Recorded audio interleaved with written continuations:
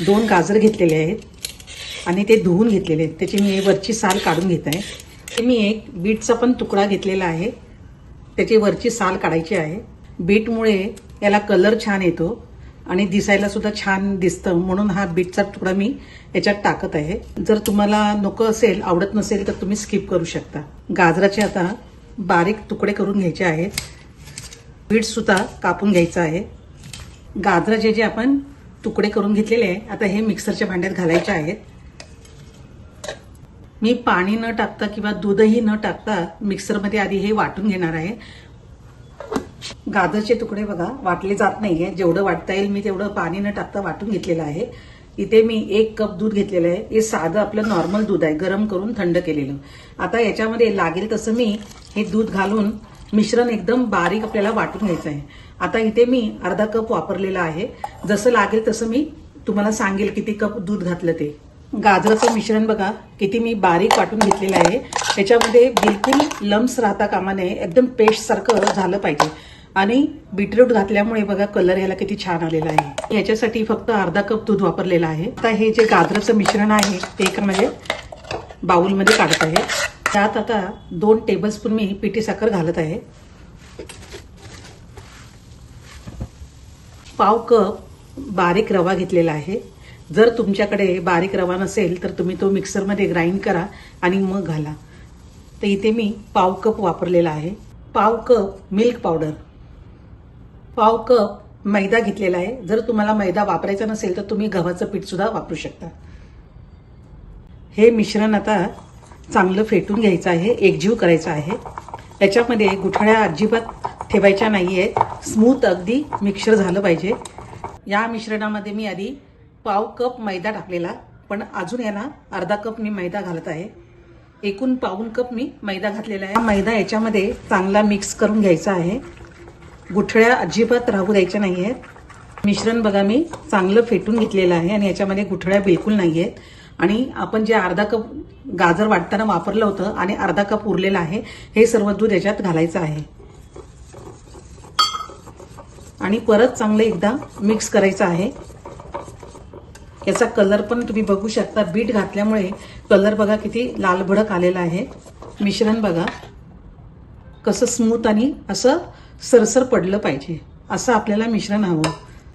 आता हे मिश्रण अर्धा तास आपल्याला मुरवत ठेवायचं आहे. जो रवा घातला आहे तो चांगला भिजला गेला पाहिजे आणि जर गरज वाटली तरच मी याच्यामध्ये दूध घालणार आहे. साखरेचा पाक करण्यासाठी 1 कप साखर घेतलेली आहे, ती याच्यामध्ये घालायची आहे.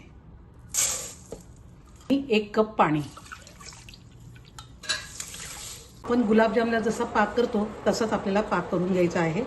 त्याच्यामध्ये तुम्ही केशर, वेलची पूड टाकू शकता. साखर बघा पूर्ण विरघळली आहे. पाक सुद्धा असा पातळ झालेला आहे. मी आता गॅस बंद करत आहे. मी इथे पसरट पॅन घेतलेला आहे. तुम्ही साध्या तेलाचाही वापर करू शकता, पण मी इथे साजूक तूप घेतलेलं आहे, त्याच्यामध्ये मी हे तळणार आहे. तूप आहे ना जास्त गरम करायचं नाहीये, मीडियम तूप गरम झालं पाहिजे. या मिश्रणामध्ये बघा मी चिमूटभर खायचा सोडा घालत आहे. सोडा ऍक्टिव्ह करण्यासाठी 1 टेबलस्पून मी दूध घालत आहे. आता हे मिश्रण चांगलं मिक्स करून घ्यायचं आहे. तूप गरम झालेलं आहे. आधी मी एक छोटंसं घालून बघत आहे. तूप आपल्याला मिडियमच ठेवायचं आहे, जास्त गरम करायचं नाही आहे आणि याच्यावरती असं तूप सोडायचं आहे. 1 चमचा सेट करायचा आहे. त्याच आकारात सगळे मालपुडे तयार करून घ्यायचे आहेत. मी ते 1-1 चमचा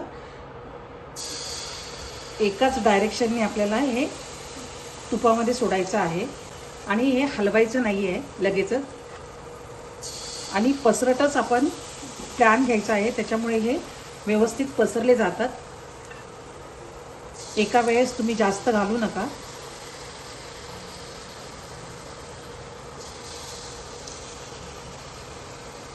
वरती असं तूप सोडायचं आहे, लगेच पलटायचं नाही आहे आणि मीडियम गॅसवर आपल्याला हे सगळं तळून घ्यायचे आहेत. मालपोहे बघा आपण उलटायची पण गरज पडत नाहीये, आपोआप ते फुगले पण जातात. हे बघा अगदी टम्म फुगतात आणि चिकटत सुद्धा नाहीयेत. हे बघा चांगले फ्राय झालेले आहेत. आता हे नितळून घ्यायचे आहेत.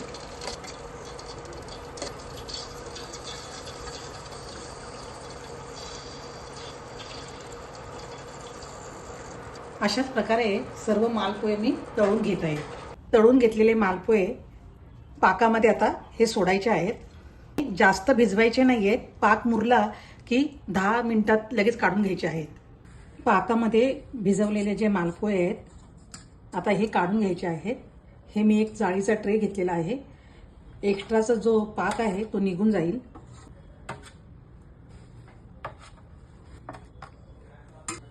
मालपोह्यावर थोडेसे ड्रायफ्रूट घालत आहे. गुलाब पाकळ्या, चांदीचा वर्क, गाजराचे मालपोहे करून बघा. दिसायलाच किती सुंदर दिसत आहे आणि खायला तर अप्रतिम झालेले आहेत. गाजराचा मालपोहा